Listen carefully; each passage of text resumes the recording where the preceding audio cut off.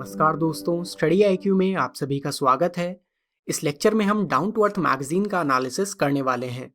अक्टूबर 2020 month में इस magazine का जो सेकंड एडिशन आया है उसके इंपॉर्टेंट आर्टिकल्स हम इस लेक्चर में डिस्कस करेंगे। मेरा नाम है सार्थक शर्मा। लेक्चर की पीडीएफ डाउनलोड करने के लिए आप मेरा टेलीग्राम चैनल ज्वाइन कर सकते हैं। चैनल का नाम है स्टडी विद सार्थक। साथ ही साथ आप मुझे इंस्टाग्राम या फिर फेसबुक पर भी फॉलो कर सकते हैं by searching my user name सार्थक शर्मा 151। सबसे पहले कंटेंट डिस्कस कर लेते हैं। तो 3 इंपॉर्टेंट आर्टिकल्स हैं जो हम इस लेक्चर में डिस्कस करेंगे।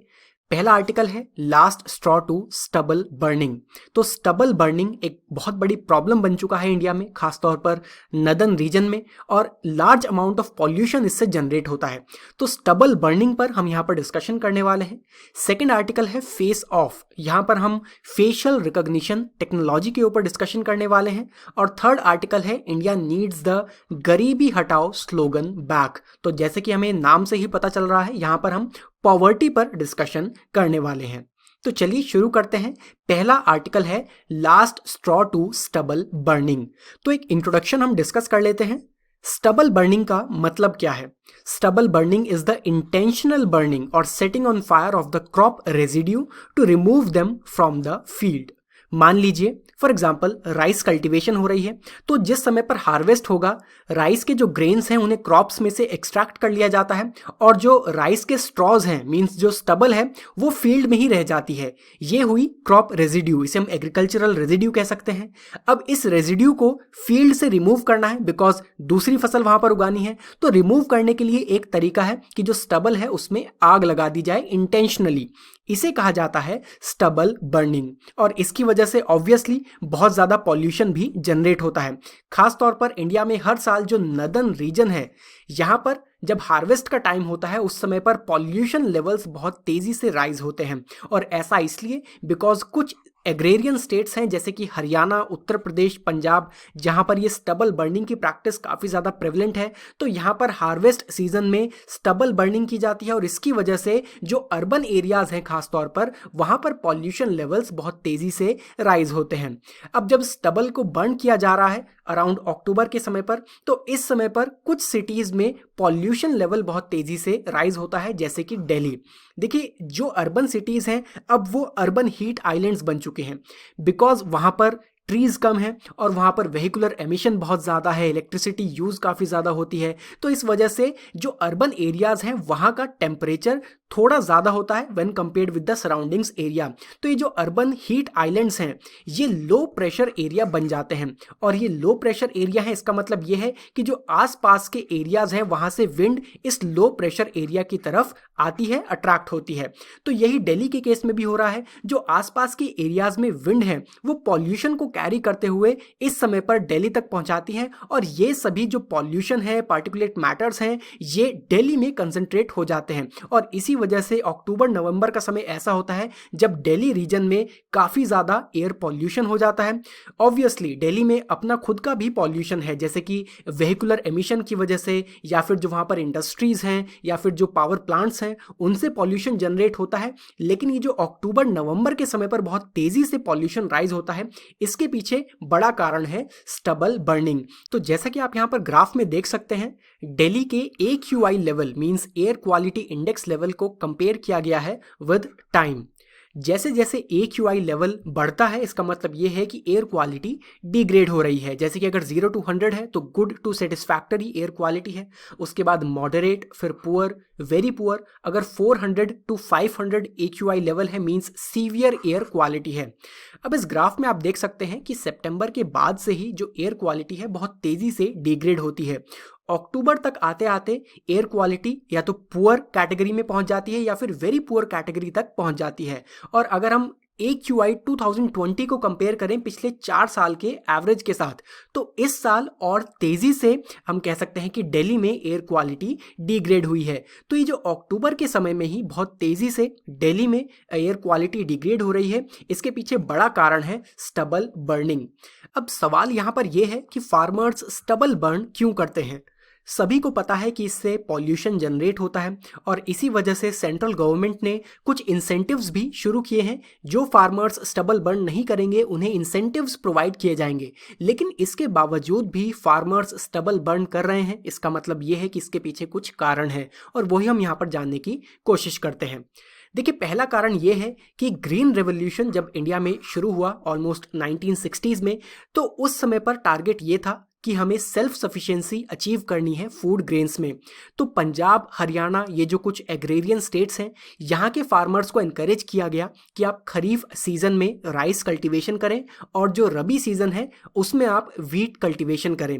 तो इसी वजह से ज़्यादातर फार्मर्स इन दोनों ही स्टेट्स में इसी साइकिल को फॉलो करते हैं कि वो खरीफ सीजन में राइस कल्टीवेशन करते हैं और रबी सीजन में वो वीट कल्टीवेशन करते हैं।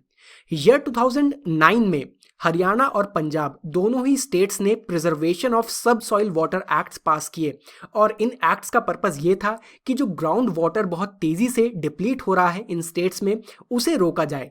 तो इन एक्ट्स में ये प्रोविजन रखा गया कि जो भी फार्मर्स पैडी कल्टीवेट करना चाहते हैं उन्हें खरीफ सीजन में लेट पैडी कल्टीवेशन शुरू करना होगा। बिकॉज मान लीजिए मॉनसून की बारिश शुरू नहीं हुई है, उससे पहले ही अगर पैडी कल्टीवेशन शुरू हो जाएगा तो जो फार्मर्स हैं वो ग्राउंड वाटर का इस्तेमाल करेंगे और इससे ग्राउंड वाटर डिप्लीट होगा।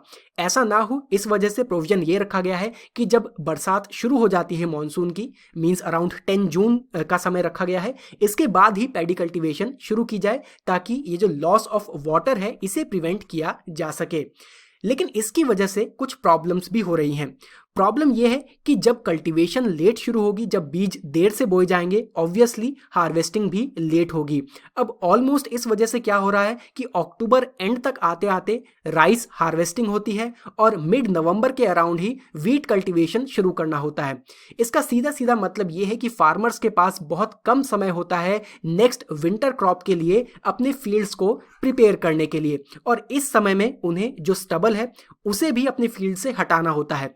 सबसे तेज, चीप और इजी तरीका स्टबल को फील्ड से हटाने का यही है कि उसे बर्न कर दिया जाए, और ये बहुत बड़ा फैक्टर है जिसकी वजह से ये प्रैक्टिस अभी भी इन स्टेट्स में इतनी ज़्यादा प्रिवलेंट है।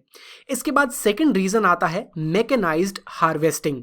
देखिए, पहले समय में मैन्युअली हार्वेस्टिंग की जाती थी, तो जो राइस का पूरा स्ट्रॉ है उसे फील्ड्स में से हटाया जाता था, उसके बाद किसी दूसरी जगह पर ले जा करके उसमें से ग्रेन्स को एक्सट्रैक्ट किया जाता था। लेकिन अब सभी जगह पर मैकेनाइज्ड हार्वेस्टिंग होती है और जो फील्ड है उसमें से सिर्फ राइस ग्रेन्स को ही एक्सट्रैक्ट कर लिया जाता है। जो एग्रीकल्चरल रेजिड्यू है, मींस जो स्टबल है, वो फील्ड्स में ही रह जाता है जिसे कि बाद में रिमूव करना पड़ता है। और मैनुअल हार्वेस्टिंग इस समय पर एक ऑप्शन भी नहीं है, बिकॉज इसमें एक तो लेबर चार्जेस बहुत ज़्यादा लगते हैं एंड सेकेंडली इसमें टाइम भी ज़्यादा लगता है। तो ये दूसरा फैक्टर है जिसकी वजह से जो क्रॉप रेजिड्यू है वो खेतों में ही रह जाता है और उसे स्टबल बर्निंग के थ्रू हटाया जाता है। तीसरा बड़ा रीज़न ये है कि स्टबल की यूटिलिटी भी डिक्रीज हो रही है।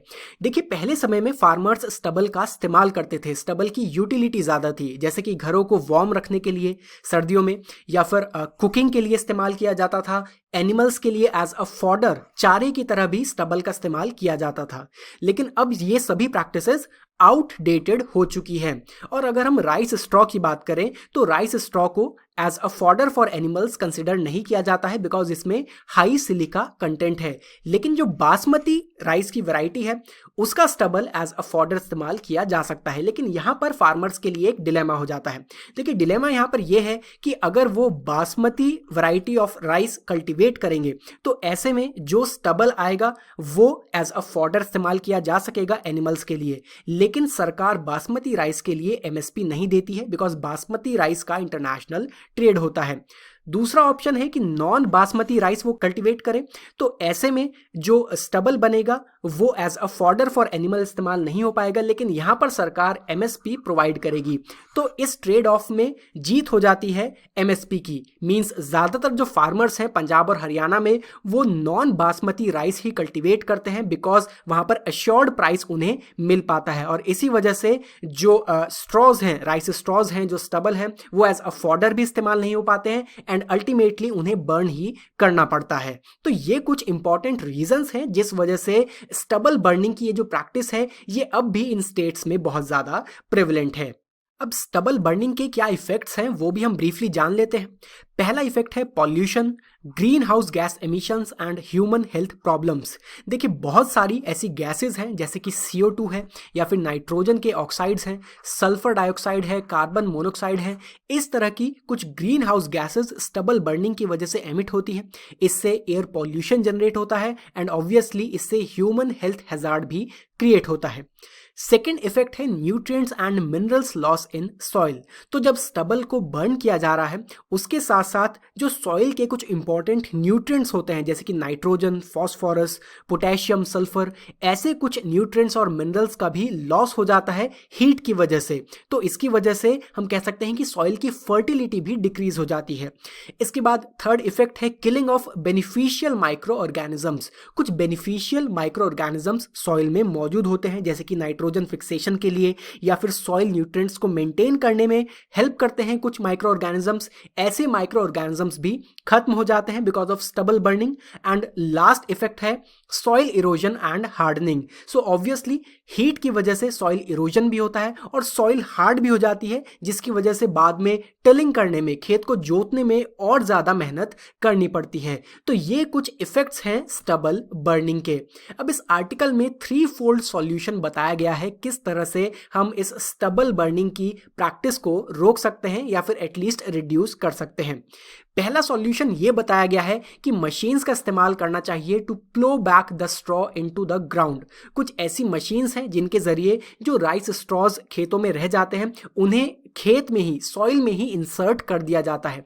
ऐसी मशीन्स का हमें इस्तेमाल करना चाहिए। और पिछले 2 सालों में सेंट्रल गवर्नमेंट की तरफ से स्टेट गवर्नमेंट्स को फंड्स प्रोवाइड किए जा रहे हैं ऐसी मशीन्स को प्रोक्योर करने के लिए, ताकि ये फार्मर्स को या तो मिनिमल कॉस्ट पर या फिर जीरो कॉस्ट पर प्रोवाइड किए जा सके। तो इस प्रैक्टिस को हमें और ज़्यादा बड़े लेवल पर शुरू करना चाहिए। साथ ही साथ हम फार्मर्स को एनकरेज कर सकते हैं हैप्पी सीडर्स यूज़ करने के लिए। हैप्पी सीडर्स मशीन्स हैं जिन्हें ट्रैक्टर पर ही माउंट किया जा सकता है और इन्हें सीडिंग के लिए या फिर कहीं सोइंग के लिए इस्तेमाल किया जाता है। जैसे कि अगर हमें वीट कल्टीवेशन करना है तो इसके लिए पहले जो फील्ड है उसे प्रिपेयर करना होगा और जो राइस स्टबल वहाँ पर मौजूद है उसे हटाना होगा। ऐसे में अगर हैप्पी सीडर्स का इस्तेमाल किया जाएगा तो ये मशीन्स पहले जो राइस स्ट्रॉज हैं उन्हें लिफ्ट कर लेती हैं। इसके बाद व्हीट को फील्ड में सो कर दिया जाता है और इसके बाद ये जो राइस स्ट्रॉज हैं इन्हें वापस सॉइल पर ही डिपॉजिट कर दिया जाता है और इसका इस्तेमाल फिर होता है एज अ मल्च की तरह इनका इस्तेमाल होता है सॉइल मॉइस्चर को मेंटेन करने के लिए, सॉइल की फर्टिलिटी को इंप्रूव करने के लिए, वीड ग्रोथ को रिड्यूस करने के लिए। तो हम कह सकते हैं कि जहां एक तरफ ये सब agro residue as a waste था और इसे जलाया जा रहा था, वहीं दूसरी तरफ इसे एज अ मल्च इस्तेमाल किया जा सकता है अगर हैप्पी सीडर्स का इस्तेमाल किया जाए। तो ये पहला सॉल्यूशन है। सेकेंड सॉल्यूशन यहाँ पर यह है कि हम फार्मर्स को एनकरेज कर सकते हैं क्रॉपिंग ऑप्शंस डाइवर्सिफाई करने के लिए। मींस ये जो वीट एंड राइस की एक साइकिल है, इसके अलावा दूसरी क्रॉप्स कल्टीवेट करने के लिए हम फार्मर्स को एनकरेज कर सकते हैं। हालांकि ये एक चैलेंजिंग टास्क होगा बिकॉज डेकेड से इन रीजन्स में जो फार्मर्स हैं वो इसी साइकिल को यूज कर रहे हैं, वीट और राइस ही वो कल्टीवेट करते आए हैं, इसी में उनकी एक्सपर्टीज भी है। ऐसे में ये एक चैलेंजिंग टास्क होगा बट ऑब्वियसली ये हमारा सेकेंड ऑप्शन है। थर्ड ऑप्शन है कि बायोमास के लिए फार्मर्स को एक वैल्यू प्रोवाइड की जाए। मान लीजिए अगर सरकार इंसेंटिव भी प्रोवाइड कर रही है, इसके बावजूद फार्मर्स के लिए ये प्रॉब्लम है कि उन्हें उस स्ट्रॉ को, जो स्टबल है, उसे फील्ड से हटाना होगा और इसके बाद उसका क्या करना है वो भी उन्हें सोचना होगा। लेकिन अगर फार्मर्स को उस स्ट्रॉ के लिए ही वैल्यू प्रोवाइड कर दी जाए और जो स्ट्रॉ है उनसे खरीद ली जाए, ऐसे में फार्मर्स का भी फायदा होगा और स्टबल बर्निंग को भी हम रिड्यूस कर पाएंगे। और स्टबल के लिए एक ह्यूज पोटेंशियल है, जैसे कि इससे पावर जनरेट की जा सकती है। जो हमारा प्रीवियस लेक्चर है अक्टूबर पार्ट 1, उसमें एक पूरा आर्टिकल हमने बायोमास एनर्जी के ऊपर डिस्कस किया है, जिसमें हमने ये डिस्कस किया है कि किस तरह से स्टबल को directly coal based thermal power plants में इस्तेमाल किया जा सकता है एनर्जी जनरेट करने के लिए। तो उसे आप यहाँ पर रेफर कर सकते हैं। एंड सेकेंडली, कंप्रेस्ड बायोगैस बनाने के लिए भी स्टबल का इस्तेमाल किया जा सकता है। आरबीआई ने सीबीजी को, मींस कंप्रेस्ड बायोगैस को, प्रायोरिटी सेक्टर लैंडिंग में इंक्लूड कर लिया है। इसका मतलब यह है कि जो बैंक्स हैं वो प्रायोरिटी पर इस सेक्टर के लिए क्रेडिट भी प्रोवाइड कर रहे हैं और जो ऑयल कंपनीज हैं उन्होंने ये अग्री किया है कि अगले 5 सालों के लिए ₹46 पर केजी इस दाम पर वो सीबीजी को खरीदने के लिए तैयार हैं। तो कंप्रेस्ड बायोगैस गैस में एक बहुत बड़ी अपॉर्चुनिटी है जिसे कि हार्नेस करना चाहिए। तो ये है 3-fold सॉल्यूशन, किस तरह से स्टबल बर्निंग को हम रिड्यूस कर सकते हैं। और देखिए, सिर्फ फार्मर्स को कोसने से, उन्हें ब्लेम करने से कुछ नहीं होगा। इंडिया में वैसे ही जो एग्रीकल्चरल सेक्टर है वो डिस्ट्रेस में चल रहा है। ऐसे में हमें खुद से इनोवेटिव स्टेप्स लेने होंगे स्टबल बर्निंग को रिड्यूस करने के लिए। चलिए बढ़ते हैं अपने नेक्स्ट आर्टिकल की तरफ, फेस ऑफ। इस आर्टिकल में हम फेशियल रिकॉग्निशन टेक्नोलॉजी के ऊपर डिस्कशन करने वाले हैं। तो पहले एक इंट्रोडक्शन हम डिस्कस कर लेते हैं। फेशियल रिकॉग्निशन होता क्या है? तो बेसिकली ये एक बायोमेट्रिक टेक्नोलॉजी ही है। जिस तरह से फिंगरप्रिंट मैचिंग एक बायोमेट्रिक टेक्नोलॉजी है, उसी तरह से फेशियल रिकॉग्निशन भी एक बायोमेट्रिक टेक्नोलॉजी ही है, जिसमें किसी व्यक्ति को आइडेंटिफाई करने के लिए, एज एन इंडिविजुअल उसे डिस्टिंग्विश करने के लिए, उसके जो फेशियल फीचर्स हैं या फिर कहें जो डिस्टिंक्टिव फीचर्स हैं उसके फेस पर, उनका इस्तेमाल किया जाता है। जैसे कि आंखों की बनावट किस तरह की है, या फिर नाक की बनावट किस तरह से है, फेस की लेंथ क्या है, ऐसे जो फेशियल फीचर्स हैं उनका इस्तेमाल किया जाता है किसी व्यक्ति को रिकॉग्नाइज करने के लिए। यही है फेशियल रिकॉग्निशन। और आज के समय में इसका बहुत ज़्यादा प्रयोग किया जा रहा है। जैसे कि फॉर एग्जांपल ज़्यादातर स्मार्टफोन्स में अब अनलॉकिंग के लिए फेस अनलॉक का एक फीचर आ रहा है, तो वहाँ पर इसी फेशियल रिकॉग्निशन टेक्नोलॉजी का इस्तेमाल किया जाता है। ऐसे ही फेसबुक पर जो फोटोग्राफ्स हम टैग करते हैं उसमें इनबिल्ट ही ऑप्शन आ जाता है कि व्यक्ति को हम टैग कर लें, तो वहाँ पर भी फेशियल रिकॉग्निशन टेक्नोलॉजी का इस्तेमाल किया जा रहा है। अलाइड मार्केट रिसर्च ग्रुप की रिसर्च ये बताती है कि ग्लोबली फेशियल रिकॉग्निशन का मार्केट बहुत तेजी से ग्रो हो रहा है। ये उम्मीद है कि अगले 2 सालों में 22% पर एनम की ग्रोथ रेट से ये ग्रो होगा, एंड नेक्स्ट 2 ईयर्स में ये मार्केट $9.6 बिलियन का मार्केट बन सकता है।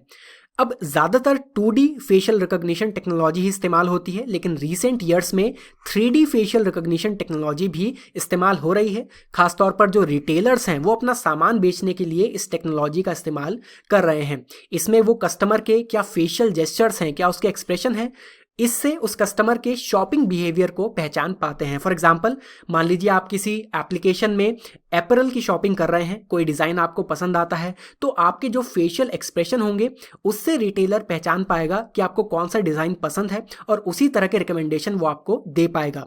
इसी तरह से कुछ स्मार्ट स्टोर्स भी अब शुरू हो चुके हैं जहां पर जाकर के आप वर्चुअली कपड़े ट्राई कर सकते हैं। इसमें भी फेशियल रिकॉग्निशन का इस्तेमाल होता है आपका फेस कॉपी करने के लिए। इसी तरह से आप पेमेंट भी फेशियल रिकॉग्निशन के थ्रू कर सकते हैं। तो ये जो फेशियल रिकॉग्निशन टेक्नोलॉजी का मार्केट है बहुत ही तेजी से अब ग्रो हो रहा है। किस तरह से ये टेक्नोलॉजी काम करती है ये भी हम यहाँ पर डिस्कस कर लेते हैं। तो ये एक पूरा स्टेप बाय स्टेप प्रोसेस है जिसमें कि 4 स्टेप्स हैं। पहला स्टेप है कैप्चरिंग। जिस व्यक्ति का हमें फेस रिकॉग्नाइज करना है उसकी इमेज की हमें ज़रूरत है, तो उसकी किसी एग्जिस्टिंग इमेज को हम स्कैन कर सकते हैं या फिर कैमराज का यहाँ पर इस्तेमाल किया जा सकता है, जैसे कि सीसीटीवी कैमराज। तो पहले स्टेप में कैप्चरिंग में हमें व्यक्ति की इमेज मिल जाती है। इसके बाद सेकंड स्टेप है एक्सट्रैक्टिंग। इसमें उस व्यक्ति की इमेज से एक यूनिक फेशियल डेटा एक्सट्रैक्ट कर लिया जाता है। जैसे आप यहाँ पर देख सकते हैं, आईज के बीच में डिस्टेंस कितना है, नोज की लेंथ कितनी है, विड्थ कितनी है, फेस की लेंथ क्या है, जो लिप्स हैं उनकी लेंथ क्या है, विड्थ क्या है। इस तरह से ज्योमेट्रिक कैलकुलेशन करते हुए हर एक फेस के लिए एक यूनिक फेशियल डेटा प्रिपेयर कर लिया जाता है। इसके बाद थर्ड स्टेप आता है कंपेयरिंग। हमारे पास जो एग्जिस्टिंग डेटाबेस है उस डेटाबेस के साथ जो हमने न्यू डेटा बनाया है उसे कंपेयर किया जाता है। और लास्ट स्टेप आता है मैचिंग।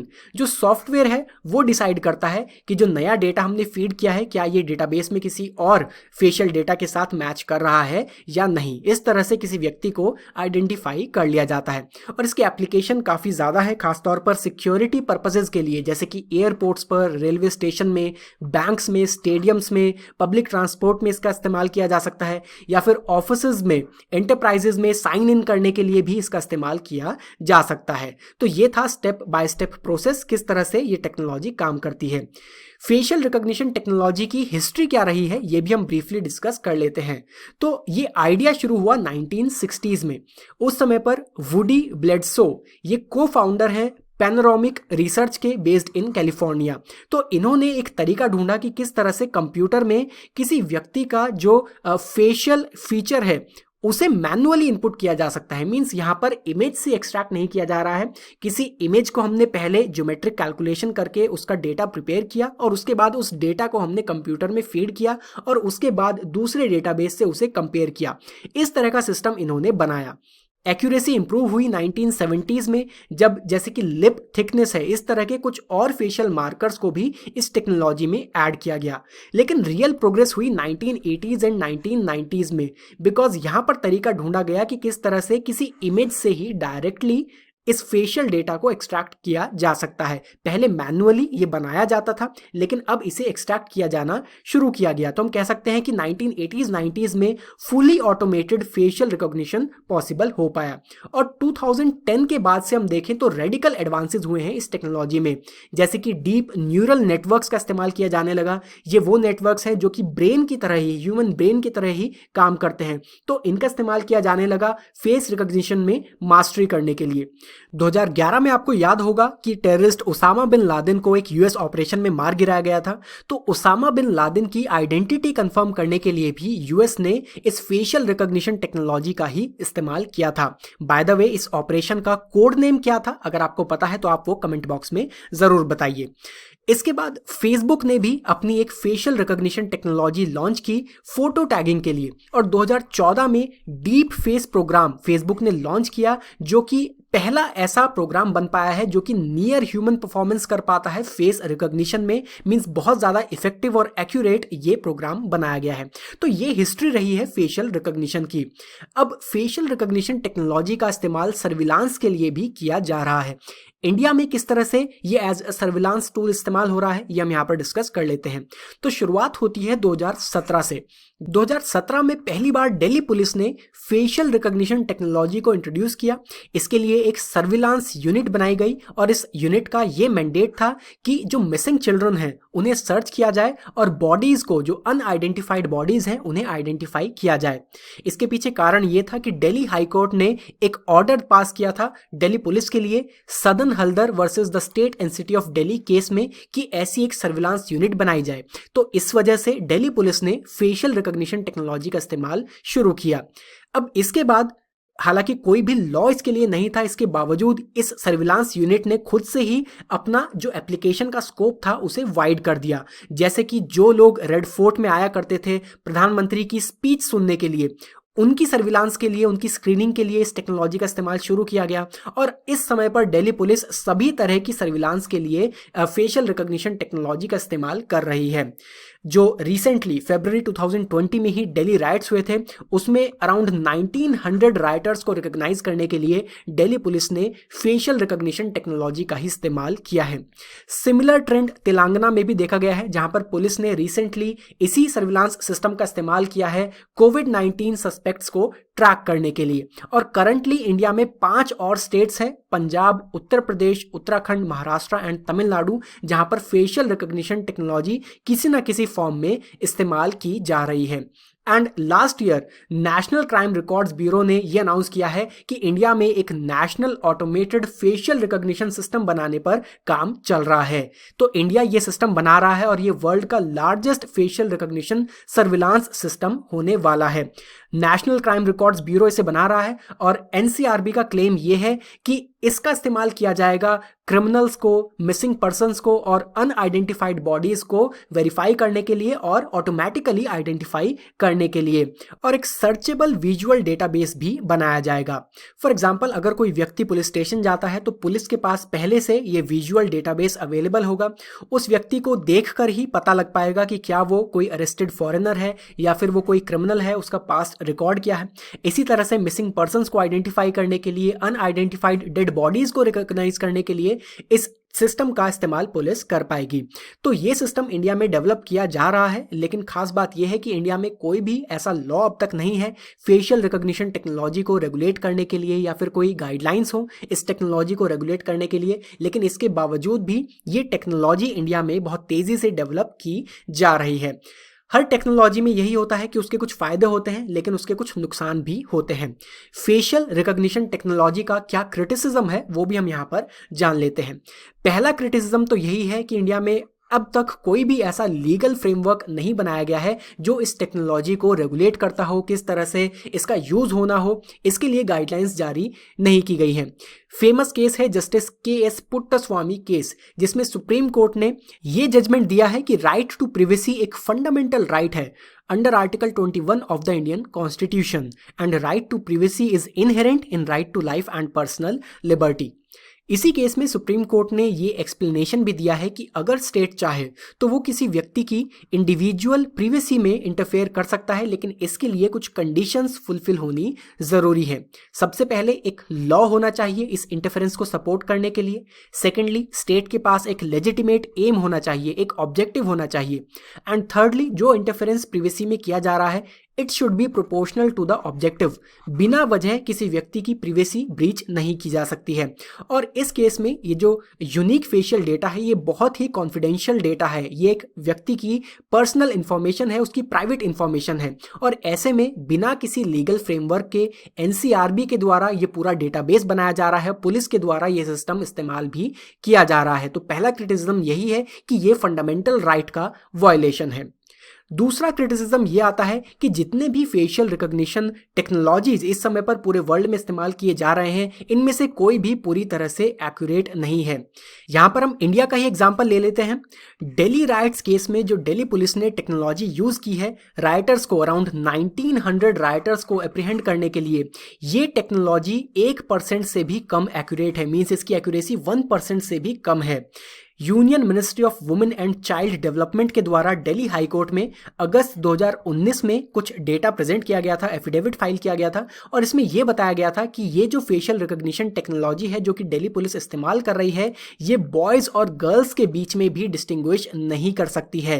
तो ऐसी टेक्नोलॉजी का इस्तेमाल किया गया है राइटर्स को अप्रहेंड करने के लिए और 1900 राइटर्स को पकड़ा गया है। तो इसी से आप समझ सकते हैं कि इसमें से कितने राइटर्स जेन्युइन होंगे और कितने बेकसूर लोगों को पकड़ा गया है। इसके बाद थर्ड क्रिटिसिज्म यह है कि 2018 में यूएस में एक रिसर्च कंडक्ट की गई है जिसमें कि जो 3 major commercial facial recognition technologies हैं, हम कह सकते हैं जो 3 बेस्ट टेक्नोलॉजीज हैं उन्हें असेस किया गया है। और इसमें यह पता चला है कि जो डार्कर स्किन्ड फीमेल्स हैं उन्हें आइडेंटिफाई करने के केस में ये जो टेक्नोलॉजीज हैं इनमें मैक्सिमम एरर रेट होता है 34.7% का, जबकि जो लाइटर स्किन्ड मेल्स हैं उन्हें आइडेंटिफाई करने में मैक्सिमम एरर रेट रहता है सिर्फ 0.8% का। मींस जो स्किन कलर है या फिर डिफरेंट रेसेस हैं उनके हिसाब से भी इन टेक्नोलॉजीज की एक्यूरेसी, इफेक्टिवनेस चेंज होती है। इसका मतलब यह है कि इन टेक्नोलॉजीज को यूज करने से पहले और ज्यादा रिसर्च एंड डेवलपमेंट की इनमें जरूरत है। एंड फाइनली, सरकार इस टेक्नोलॉजी का इस्तेमाल कर सकती है एक सर्विलांस सिस्टम सेटअप करने के लिए, जिसमें ऑब्वियसली ट्रांसपेरेंसी हम इस समय पर एक्सपेक्ट नहीं कर सकते हैं बिकॉज किसी तरह का लॉ नहीं है फेशियल रिकॉग्निशन टेक्नोलॉजी को रेगुलेट करने के लिए, और इसके मिसयूज होने के चांसेस ज़्यादा हैं। जैसे कि चाइना में इसका बहुत ज़्यादा मिसयूज किया जाता है। जो प्रो डेमोक्रेसी प्रोटेस्टर्स हैं उन्हें आइडेंटिफाई और टारगेट करने के लिए, इवन जो उगर मुस्लिम्स हैं उनके मूवमेंट को ट्रैक करने के लिए भी इस टेक्नोलॉजी का इस्तेमाल चाइना में किया जाता है।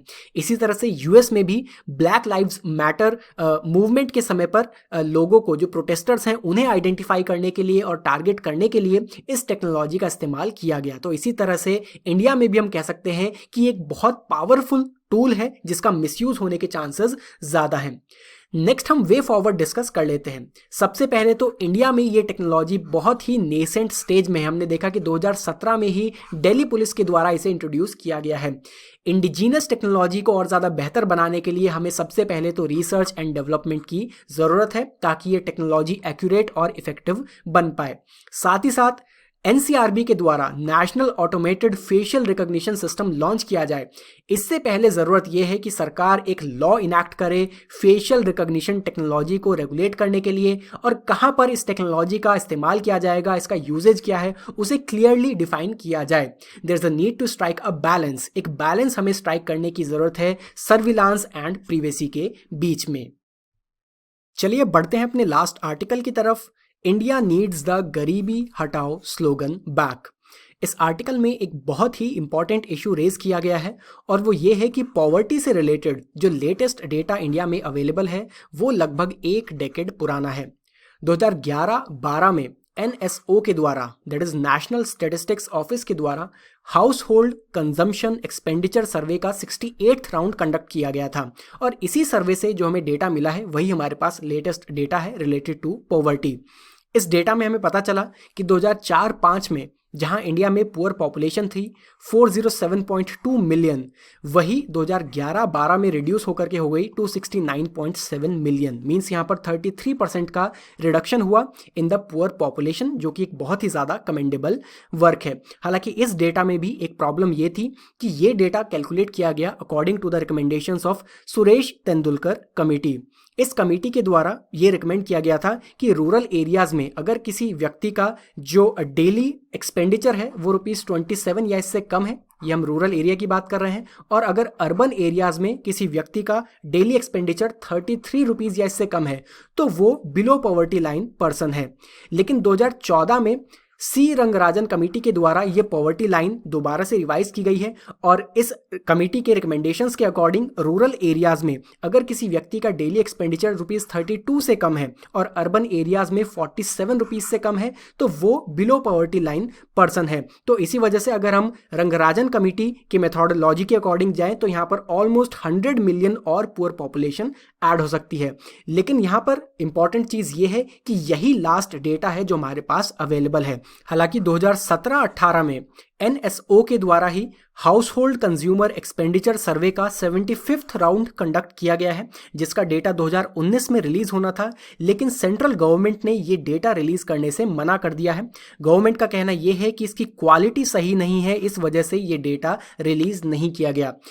अनपब्लिश्ड डेटा है, लेकिन इसके बावजूद ये डेटा लीक हुआ, कई सारे न्यूज़पेपर्स ने इसे पब्लिश किया है, और इस डेटा से ये इंडिकेट होता है कि 2011-12 से 2017-18 के बीच में पॉवर्टी लेवल इंडिया में कम होने की बजाय राइज हुआ है।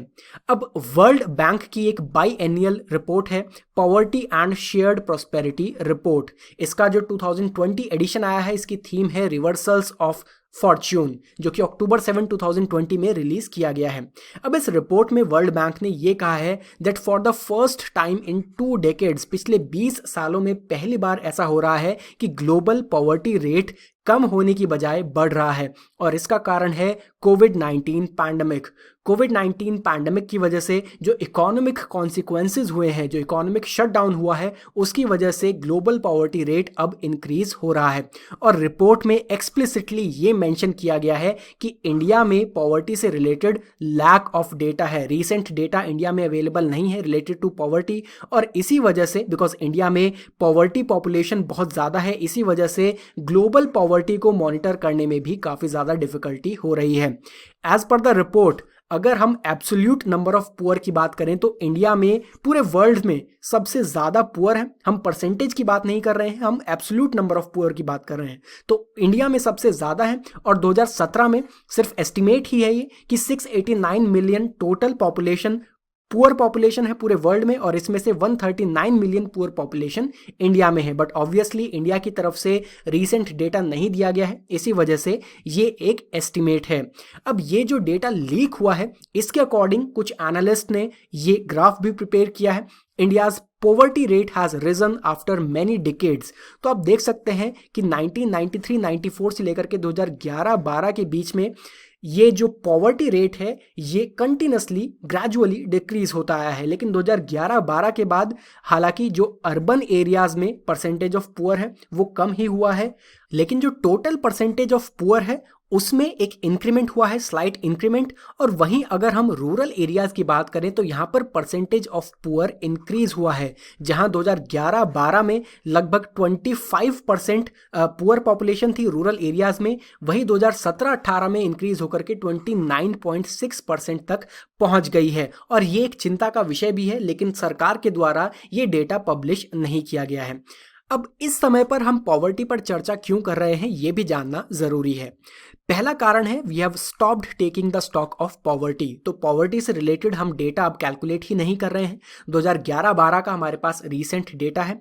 इसी वजह से जो भी हमने डेवलपमेंट प्रोग्राम्स शुरू किए हैं या फिर कहें जो पॉवर्टी इरेडिकेशन इनिशिएटिव्स सरकार के द्वारा शुरू किए गए हैं, जैसे कि नेशनल रूरल लाइवलीहुड मिशन है या फिर आवास योजना है, एम्प्लॉयमेंट स्कीम्स हैं, तो ये सब इनिशिएटिव्स क्या ये प्रॉपर प्रॉपरली वर्क कर रहे हैं, इन्हें एसेस करना बहुत डिफिकल्ट हो चुका है।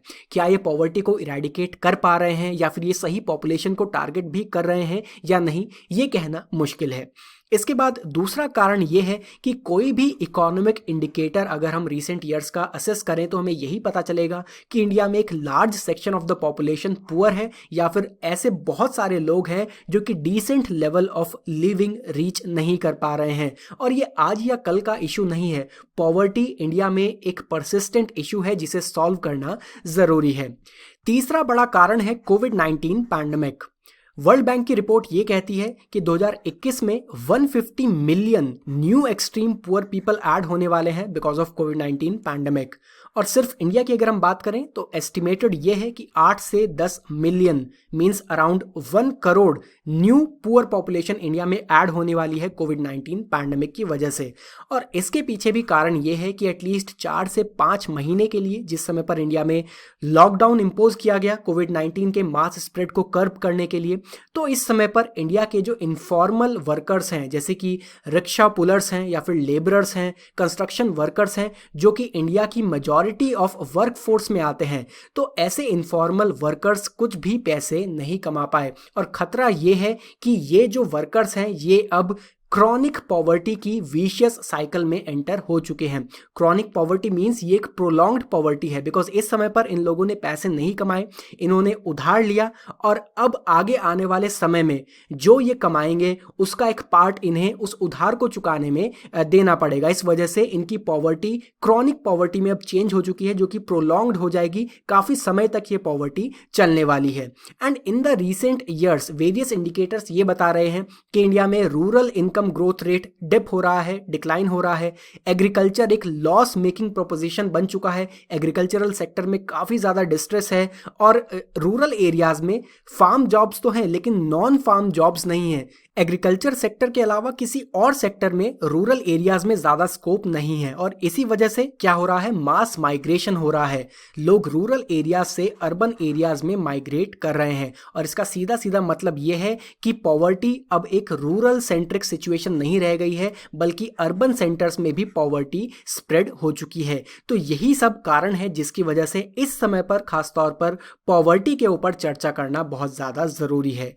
अब नेक्स्ट हम वे फॉरवर्ड डिस्कस कर लेते हैं। तो सबसे पहले इंडिया को जो गरीबी हटाओ का स्लोगन 1970s में फेमस हुआ था उसे रिकॉल करने की ज़रूरत है।